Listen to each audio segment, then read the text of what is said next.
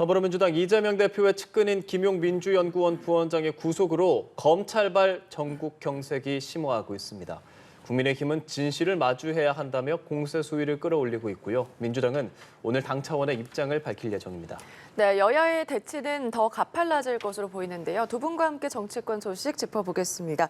이상곤 대구한의대 특임교수, 윤재관 한양대 겸임교수 나오셨습니다. 어서 오십시오. 두 분 어서 오십시오. 네, 안녕하세요.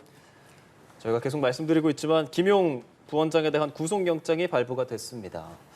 유동규 전 성남도시개발공사 기획본부장으로부터 8억 4,700만 원을 받았다. 그리고 이게 불법 정치자금으로 받았다라는 혐의인데 이렇게 유 전 본부장이 입을 연 배경 그리고 앞으로의 파장을 놓고 여야가 첨예하게 입장이 갈리는 상황입니다. 먼저 어떻게 이 상황 보고 계시는지 교수님께 여쭤보겠습니다. 제가 볼 때는 이재명 대장동 의혹과 관련된 민주당 이재명 대표의 모든 의혹 사건들에 이제 둑이 무너졌다. 저는 그렇게 봅니다. 지금까지는 이재명 대표는 대장동 의혹은 심지어는 지난 대선 때는 윤석열 게이트다. 예. 몸통이 윤석열이라고 이야기하지 않았습니까? 예. 그랬는데 지금 현재 본인 스스로가 이야기했던 자기 분신과 같던 사람이 돈을 8억이나 넘는 돈을 받아가지고 예. 구속이 됐어요. 이런 부분들은 자기 분신이 구속이 됐으면은 본인은 어떻겠습니까? 그러니까 본인 분신이라는 거는 본인과 마찬가지라는 이야기나 똑같은 거죠. 예, 저는 그렇게 보고 있습니다. 예, 둑이 무너졌다라고 보고 계신다고 하는데 오늘 민주당에서 이제 시작이 됐을 것 같습니다. 11시에는 조정식 사무총장 주제로 네. 열리게 되고 오후에도 박홍근 원내대표 주제로 네, 이렇게 그렇습니다. 입장을 발표하게 되는데 네. 민주당에서 주장하는 바 들어보겠습니다. 검찰이 진실을 조작했다 이렇게 표현하면 가장 간단하게 말씀드릴 수 있을 것 같습니다만은 이렇게 판단하게 된 이유는 검찰이 자초했다 이렇게 말씀드리고 싶습니다. 유동규 전 본부장이 지난 20일 날 석방이 됐고 19일 날 김용 부원장이 체포영장이 발부가 됐었죠. 단 하루 사이에 그렇게 이루어졌는데 이게 네. 우연한 일치냐를 놓고 여러 가지 논란이 있었습니다. 특히나 유동규라고 하는 사람이 피의자가 석방될 경우 관련자들과 진술을 맞춰가지고 증거를 조작할 위험성이 있기 때문에 신병을 확보하는 것이 매우 실체적 진실을 밝히기 위해서 매우 중요한 일 아니겠습니까? 그래서 유동규 전 본부장에 대한 이 구속이 계속 연장이 되는 게 매우 필요했었는데 그 과정 속에서 검찰이 도대체 풀려나는 과정 속에 검찰이 무엇을 했냐, 제대로 일을 한 것이냐 이런 지적에 대해서 검찰이 두 가지 이야기를 했습니다. 첫 번째는 사건의 병합, 그러니까 대장동 사건과 위례 신도시 사건을 병합해서 재판해달라고 해서 법원에 신청했고 그리고 구속 필요성에 대한 의견서를 법원에 제출했다. 예. 이렇게 얘기를 했습니다마는 국정감사에서 서울중앙지법원장께서 확인해 주셨습니다. 검찰에서 의견서를 낸 적이 없다. 그리고 검찰이 추가 구속영장, 유동규의 신병을 계속 확보하기 위한 추가 구속영장을 다시 한번 신청한 것도 없다.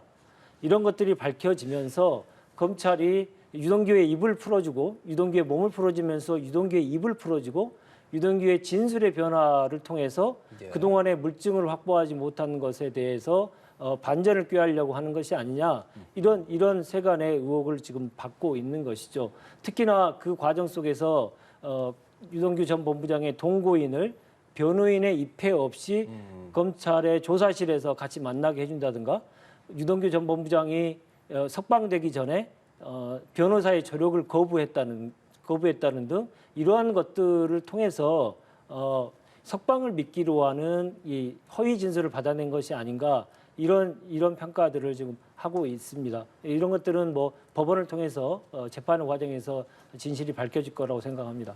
네. 유 전 본부장은 이제 시작이다 이렇게 얘기를 하면서 추가 폭로전을 예고를 했습니다. 그래서 수사의 속도가 더 붙을 것이다 이런 전망도 나오고 있는데 법원에 신변 보호도 요청을 했거든요. 앞으로는 어떤 얘기를 더 쏟아낼 거다 이렇게 보세요? 좀 전에 그 분께서 윤 비서관께서는 예. 검찰이 유동규 본부장의 부분을 가지고 그 허위 진술을 유도를 했다. 예. 뭐 이런 식으로 회유를 이야기를 했다. 예. 진실 조작을 했다. 이렇게 이야기하는데 제가 민주당 의원들이나 아니면 민주당 당원들에게 좀 드리고 싶은 말씀은 이 부분은 이재명 대표의 개인 비리라는 것을 민주당 스스로 잘 알아야 된다는 이야기죠. 지금 민주당은 이재명 대표의 개인 비리에 민주당 스스로가 들어가고 있는 중입니다.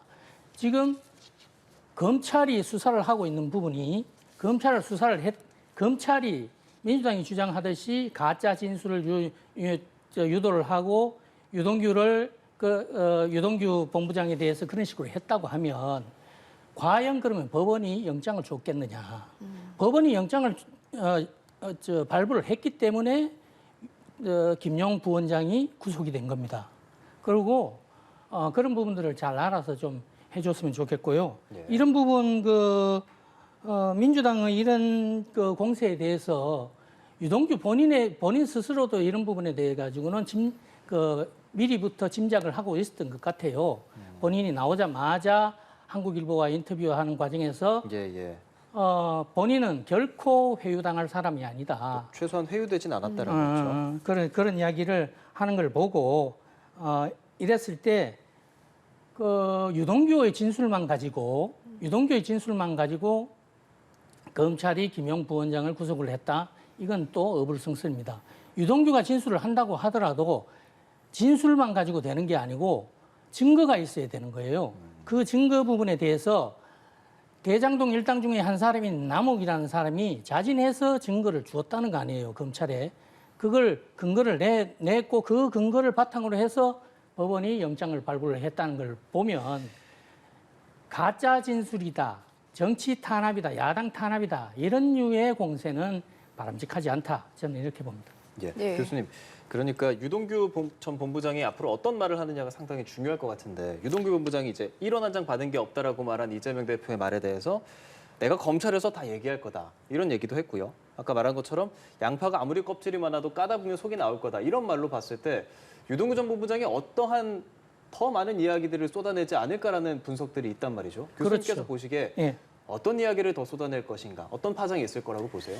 저는 유동규 본부장이 나와서 한 기자회견에서 이야기들이 상당히 눈여겨봐야 되는 거 아닌가 이런 생각을 합니다. 본인이 그동안 이 세계에는 의리가 없더라. 예. 본인이 그동안 너무 헛된 꿈을 꾼 것 같더라. 그리고 이재명 대표의 기자회견, 그저께 기자회견을 보고 유동규 본부장이 한 이야기가 있습니다. 상당히 은유적인 이야기가 될 수도 있는데요. 굉장히 재밌더라. 이런 여러 가지들을 보면 이제 곧 추가 폭로가 예고가 된다. 그리고 20일 유동규 본부장이 석방이 되고 난 이후에 21일 대장동 재판에 출석을 합니다. 대장동 재판에 출석을 해서 기자들과 만나가지고 하는 이야기를 보면은 보통 피고인들이 본인이 검찰에서 한 이야기들을 바깥에 나와가지고 공개적으로 하는 경우들은 잘 없어요. 예. 잘 없는데 유동규 본부장은 검찰에서 했던 8억 진술 부분에 대해 가지고 아주 구체적으로 이야기를 합니다. 네. 김용이 20억 원을 요구를 했다. 그래서 내가 7억인가 6억인가를 줬다. 예. 이런 식으로 바깥에 나와서까지 구체적으로 이야기를 하는 것을 보면은 이제는 루비콘강은 건넜다. 제가 생각할 때는 유동규 본부장은 성남시의 넘버 3로 통하던 사람입니다. 이재명 대표는 유동규 본부장이 구속되고 난 이후에 측근이 아니다라고 했던 사람이고요. 그런데 그런 부분을 가지고 1년여 동안 감옥을 살면서 본인도 심지어는 우울증까지 호소를 하면서 감옥에서 생각을 했다는 거 아니에요? 그러고 나서 나와서 지금 뱉어내는 이야기들을 보면은 저는 이제는 루비콘강을 건넜다. 유동규의 입을 최대한으로 주시를 해야 된다. 저는 이렇게 봅니다. 네. 정리를 좀 해보자면 지금 정치자금 의혹과 관련해서 검찰에 회유를 당했냐 그런 질문에는 최소한 뭐에 회유되지는 않았다 이렇게 얘기를 했고요. 교수님 말씀대로라면 이재명 대표의 기자회견을 보면서 굉장히 재미있다 이런 얘기도 했습니다. 네. 이거에 대한 의미는 어떻게 보세요? 추가 폭로를 계속 이어나가고 있는 유동규 전 본부장을 보면서 솔직히 개인적으로 좀 보기 민망합니다. 네. 왜냐하면 지금 하는 말의 발언들의 언론을 통해서 하는 말들을 보면 사실 뭐 의리 얘기하면서 상남자 코스프레를 하고 있거든요. 그리고 본인이 무슨 피해자인 것처럼 이 코스프레를 하고 있습니다. 예. 더 나아가서는 거의 순교자의 코스프레까지 좀 하겠다. 뭐 이렇게 말씀을 계속 하고 있는데 유동규 전 본부장은 대장동 비리 사건의 이 주인공 중에 한 명이죠. 국민에 대한 기본적인 염치가 있다면 본인의 얘기에 대해서도 절제하고 기본선을 좀 지켜야 되지 않을까라는 생각입니다. 뭐 실체적 진실을 밝히지 말라는 얘기는 아닙니다만은 아까처럼 뭐 의리 얘기하면서 그런 얘기를 하는 것은 뭐 적절하지 않아 보이고요.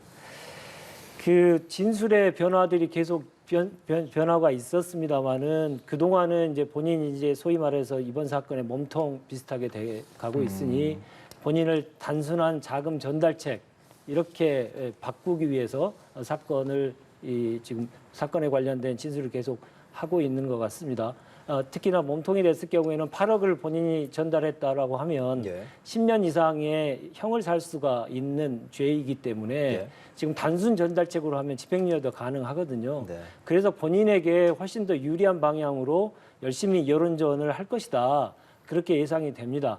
특히나 이 과정 속에서 유동규 본부장이 1년 동안 구속이 돼 있기 때문에 아무런 바깥에 얘기를 못했습니다마는 이제 입이 풀려서 그런 얘기를 많이 하니 그것이 곧 진실인 것처럼 느껴질 수 있습니다마는 법원의 시간이 되면 그것이 하나하나 검증을 거치면서 진실인지 아닌지가 밝혀질 것이라고 생각합니다. 그래서 이러한 과정들을 꼭 지켜볼 필요가 있다 이렇게 말씀드리고 싶습니다.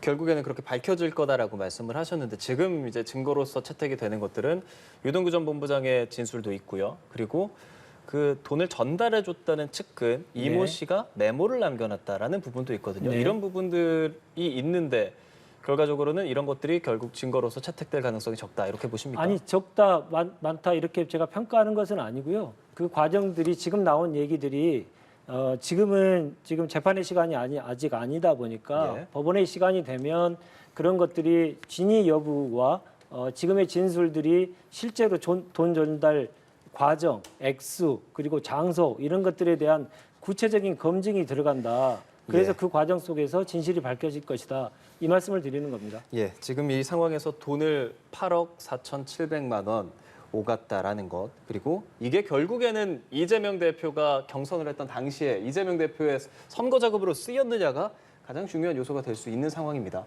이재명 대표는 1원 하나 불법 자금으로 쓴 일이 없다라면서 강경한 입장을 밝히고 사탕 한 있습니다. 개라는 이야기도 했죠. 예, 사탕 한 개도 받은 적 없다. 김용 부원장도 역시나 강력하게 아니다라는 입장을 밝히고 있는 상황입니다.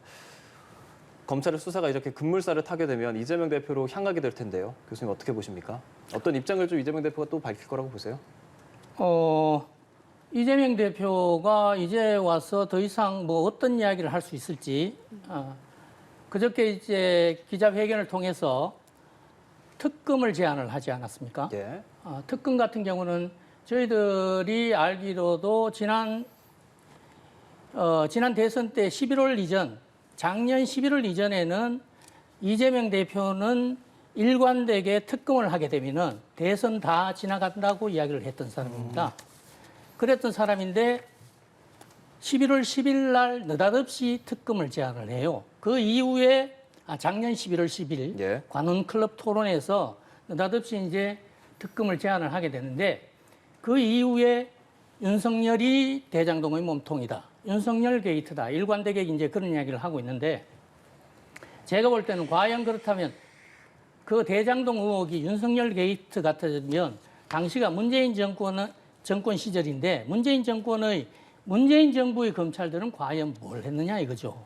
그게 그런 식으로 해서 이제 됐던 거고 그런 상황을 보면 특검 제안 이후에 본인은 나름대로 회심의 일격을 날린다고 생각을 해서 제가 생각할 때는 그저께 그 특검을 제안한 것 같습니다. 그러나 국민의힘이 즉각적으로 특검 제안을 거부를 해버렸죠. 예. 그다음에 특검을 한다고 하더라도 지금 민주당의 국회 의석수를 생각을 하면 특검법은 일방적으로 통과가 가능합니다. 가능하지만 국회 법사위와 본회의 통과 결과적으로 절차상으로 그런 식으로까지 다 통과가 된다고 하더라도 과연 윤석열 대통령이 그 특검법을 과연 받을 수 있느냐. 저는 그 부분은 아니라고 생각을 하고 그다음에 제가 생각할 때는 이재명 대표는 앞으로 투트랙으로 갈 거라고 생각을 해요. 제가 김용의 구속 이후에 이재명 대표가 하는 이야기를 유심히 들어봤습니다. 유심히 들어보니까 기자회견이 끝나고 나서 기자들과의 문답에서 이재명 대표는 김용의 예. 그거를 믿는다고 했죠. 김용의 결백을 믿는다고 했단 네네네. 말이에요. 김용의 결백을 믿는다라고 이야기를 하는 부분을 보고 저분이 또 꼬리 자르기를 시도하는 건 아닐까. 삼극기를 하는 거다. 이분은 유동규가 처음에 구속이 됐을 때도 아까 제가 말씀드렸다시피 측근이 아니다. 관계없다. 자기와 관련된 사람이 죽어도 나하고 무슨 상관이냐. 나는 모르는 하위직이라서 모르는 사람이다. 이런 식으로 꼬리 자르기에 어찌 보면 달인이라고 할 수가 있는 사람인데 저는 일단 김용의 혐의가 지금 현재 구체화됐기 때문에 이 부분에 대해서 꼬리 자르기를 할 가능성이 있다. 그리고 그 다음에는 당 내부와 개딸들이라든지 자기 강성 지지자들을 모으는 그런 작업들을 그런 멘트들이 나올 것이다. 저는 그렇게 보고 있습니다. 네. 지금 검찰의 이재명 대표를 향한 수사도 본격화할 거다 이런 전망이 나오면서 민주당 내에서도 혼란이 가중되는 모습으로 보입니다. 이 대표에 대한 비토의 목소리도 나오고 있는데 김희영 전 의원은 어제 이제 그만 무대에서 내려와 달라 이런 얘기도 했거든요. 네. 지금 당 차원의 분위기는 어떻게 볼 수가 있을까요? 당 차원의 분위기를 말씀드리려면 일단 숫자를 좀 말씀드리고 싶은 게요. 네. 224대 0. 이재명 대표와 관련돼 있는 수사에 대해 압수수색 건수가 224건일 때 김건희 여사를 비롯한 윤석열 대통령과 관련된 예. 이 혐의에 대해서는 그 흔한 압수수색 한 번이 없었습니다. 이렇게 수사의 형평성과 중립성이 훼손되고 있는 상황에서 어느 누구든 민주당의 어느 누구든 그 피해의 당사자가 될 수 있다라고 네. 하는 넓은 공감대가 형성되어 있습니다. 지금 김혜영 전 최고위원 얘기도 하셨습니다만은 그렇게 솔직히 다른 얘기들도 좀 나올 수 있습니다만은 전반적인 그 공감대 형성은 나도 그 피해자가 될 수 있고 나도 예비의 피해자가 될 수 있다라고 하는 공감대가 형성되어 있기 때문에 이러한 뭐 단일 대우가 흔들리지 않을 것인가 이런 얘기를 하시는 분들이 계십니다만은 본류는 흔들리지 않을 것이다 이렇게 말씀드리고 싶습니다. 그러면은 전반적인 기조는 그렇지만 소수의 의견이다. 이렇게 생각하면 되겠습니까? 아니 그 민주정당에서 예. 이 개별적인 의견들을 내실 수가 있겠죠. 그렇겠죠. 예, 당연히 그런데요. 박지원 전 원내대표께서 방송에서 이런 얘기를 하시더라고요. 민주당의 DNA는 외부에서 부당한 공격이 오면 똘똘 뭉치는 DNA가 있다. 이렇게 말씀하시던데 그게 뭐 가장 적합한 표현 아니었나 싶습니다. 예, 알겠습니다. 네. 이 상황에서 뭐 특검을 받아들이게 될지 앞으로 민주당이 입장을 내놓는 것도 저희가 들어오는 대로 또 전해드리도록 하고요. 이 얘기를 좀 나눠보도록 하겠습니다. 서욱 전 국방부 장관 그리고 김홍희 전 해양경찰청장이 구속됐습니다. 직권남용 등의 혐의를 받고 있는데 이 부분에 대해서 뭐 이것 역시도 뭐 검찰의 수사에 대해서 민주당과 국민의힘 워낙에 또 다른 입장이기 때문에요. 이거는 네. 전 비서관님께 먼저 의견을 듣겠습니다. 네, 구속에 대해서 상당히 법원의 결정에 대해서는 존중합니다. 그러나 그 구속 사유, 증거인멸과 도주 우려가 있다라고 하는 사유에 대해서는 매우 유감으로 생각을 합니다. 왜냐하면 증거인멸을 할 수 있는 위치에 있는 분도 아니고요. 자연인 신분이기 때문에 현재 어떤 권력을 갖고 있는 분도 아니기 때문에 특히나 지금 검찰, 감사원들이 다 수사와 조사를 통해서 증거를 확보한 상태에서 예. 어떤 식으로 증거를 조작할 이유도 없고요. 조작할 방법도 수단도 없는 분들입니다. 특히나 주거지가 일정한 분들이기 때문에 도주 위험도 없고 전직 장관이 뭐 도주했다는 얘기 사실 어불성설이죠. 그럼에도 불구하고 이 구속 사유가 인정됐다는 것에 대해서 인정합니다만은 매우 예. 안타깝게 생각합니다. 다만 강조하고 싶은 것은 구속 사유가 인정됐을 뿐 실제적인 진실은 법원의 재판 과정에서 또 밝혀질 것이다 생각이 들고요. 곧 이 구속이 곧 유죄다 이렇게 단정하는 것은 지금으로서는 섣부르다 이렇게 말씀드리고 싶습니다. 예. 박지원 전 국정원장 이 상황에 대해서 아까 말한 것처럼 전직인데 조금 이렇게까지 해야 되는 건가? 뭐 이런 류의 입장도 냈고 사실 이게 조만간 이제 박지원 전 원장, 서훈 전 국가안보실장 이렇게까지 소환이 될 것이다라는 관측이 있거든요. 이 상황 아무래도 어떻게 그렇게 보십니까? 되겠죠. 예. 아무래도 이제 지금 서욱 그 국방장관과 김홍희 해경청장이 구속이 됐다는 것은 그 윗선으로 수사가 번질 수밖에 없다. 이 내용인데 아까 우리 윤 전 비서관께서 증거인멸의 위치에 있지 않다. 그리고 또 이제 서욱 국방장관이나 김 청장 같은 경우가 도저히 우려가 없다. 이렇게 말씀을 하셨는데 저는 그렇게 생각하지 않습니다. 이분들이 어떤 분들이냐면 우리 서해 공무원이 최초 북한 해역에서 표류를 하고 있다는 게 발견이 됩니다. 실종 28시간 이후에 발견이 되고 난 뒤에 6시간 후에 사살이 돼요. 사살이 되고 나서 이튿날 1시 30분에 청와대 내에서 국가안보실 주최로 해서 주관으로 해서 관계장관 회의가 열리는데 이 자리에서 국가안보실장인 서훈 안보실장의 지침을 받아가지고 직접적으로 군의 첩보들을 다 지워버립니다. 그 관련된 것들이 어떻게 지워지냐면 새벽 1시 반에 관계장관 회의가 끝나고 나서 퇴근에 있는 담당 공무원을 불러들여가지고 60건이나 되는 국군 첩보, 그러니까 자진월북이 아니라는 정황이 담긴 첩보들을 다 삭제하도록 만듭니다.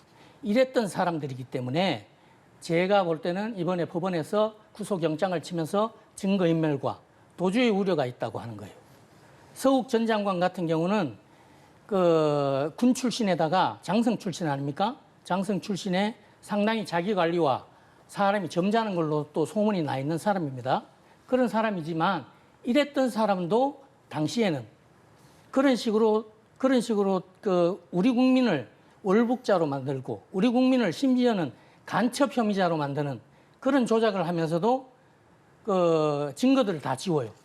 그 새벽에 그랬던 사람이기 때문에 법원이 그런 판단을 하지 않았나 저는 이렇게 생각하고 그럼 있습니다. 제가 간단하게 하나 여쭙겠습니다. 이 수사들 이게 뭐 서해 공무원도 그렇고 탈북어민 강제북송도 그렇고 결국 그 끝에 윗선에는 문재인 전 대통령과 이재명 대표로 향할 것이다라는 입장이 지금 민주당에서 가장 주장하는 바거든요. 그렇게까지 할 필요가 있다고 보시는 겁니까? 아니 그러니까 필요의 부분들이 아니겠죠. 필요의 부분이 아니고 그리고 또 이제 이재명 대표 관련된 부분은 어차피 이재명 대표는 지금 대장동 의혹과 관련해서 본인의 분신이라는 최측근이 구속이 되고 또 한 사람은 지금 수사 선상에 다시 올라와 있고 넘버 3라는 사람이 지금 바깥에서 폭로를 계속하고 있고 이런 상황이니까 이재명 대표의 사건은 별개로 하더라도 문재인 대통령에 대한 수사는 감사원의 감사에 대해 서면 조사, 원래 감사원 서면 조사라는 거는 감사원이 감사 결과를 최종적으로 마무리를 하려고 하면 최종 결정권자에 대한 조사는 필히 마쳐야 되는 겁니다. 그런데 그런 부분들을 문재인 전 대통령은 대단히 무례하다고 해서 거부를 했지 않습니까? 무례한 짓이라고 그랬기 했죠. 때문에 지금 그 이후에 감사원이 수사 의뢰한 것을 검찰이 받아가지고 지금 현재 검찰은 세종에 있는 대통령 기록관실 지금 2달째 조사를 하고 있습니다. 압수수색을 그런 형태로 진행되고 있기 때문에 어차피 문재인 전 대통령에 대한 수사는 불가피하다. 네, 지금 말씀을 이어가 보면 서 전 장관, 김 전 청장이 구속이 되면서 윗선 수사에도 속도가 붙을 거다 이렇게 말씀을 해주셨거든요. 일부에서도 그렇고 안보라인의 정점이었던 문 전 대통령에 대한 조사가 검토될 가능성도 제기가 되고 있다 이런 얘기가 나오는데 어떻게 보십니까? 앞서 말씀하셨듯이 지금 2달 동안 대통령 기록관에 대한 압수수색을 하고 있다라고 말씀을 하셨는데 저 얘기 자체가 문재인 대통령과는 하등의 관련이 없다라고 하는 것들을 증명해주고 있다고 봅니다. 검찰이 계속 두 달 내내 압수수색했는데 문재인 대통령이 관련돼 있거나 그 관련된 어떤 부당한 지시를 했거나 이러한 기록들이 분명하게 없고 그것들을 아무리 찾으려고 해도 못 찾고 있기 때문에 지금 압수수색 기간이 계속 늘어지고 있는 거 아니겠습니까? 당연히 그러한 과정 속에서 윗선으로 향하겠다 이렇게 예상들을 합니다만은 그렇게 쉽게 되지는 않을 거고요. 사실이 아니고 진실이 아니기 때문에 그렇게 하기는 어려울 것입니다. 만약에 그렇게 한다면 국민적인 저항에 분명히 직면하게 될 것이라고 생각을 합니다. 또 하나 강제 북송과 관련돼서 북송 문제와 관련돼서 꼭 한 말씀 드리고 싶은데요. 예. 그 북송된 이 북한 주민은 선원 16명을 공해상에서 이 살해를 했습니다. 그분이 본인이 원래 살던 그런 살인범을 본인이 원래 살던 북한으로 보낸 것이 그러한 판단을 한 것이 어떻게 수사의 대상입니까? 그러면 그분을 대한민국의 사람으로 만들어서 당연히 그 16명을 죽인 살인범이 대한민국의 한 일원으로서 국민들에게 피해가 준다는 생각은 안 하시는지 모르겠습니다. 이러한 무리한 수사를 계속 하고 있기 때문에 이러한 정치보복, 어떻게 하든지 정치보복이다 이렇게 말씀드릴 수밖에 없고요. 어떻게 하든지 엮어서 윗선까지 계속 가겠다 이렇게 하고 있습니다만은 국민들이 그렇게 호락호락하게 그거에 대해서 용납하지 않으실 거라고 생각합니다. 좀 금도가 있어야 되지 않겠습니까? 예, 두 분 말씀 여기까지 듣겠습니다. 이상곤 대구한의대 특임교수, 윤재관 한양대 겸임교수 두 분과 말씀 나눴습니다. 오늘 고맙습니다. 고맙습니다. 감사합니다.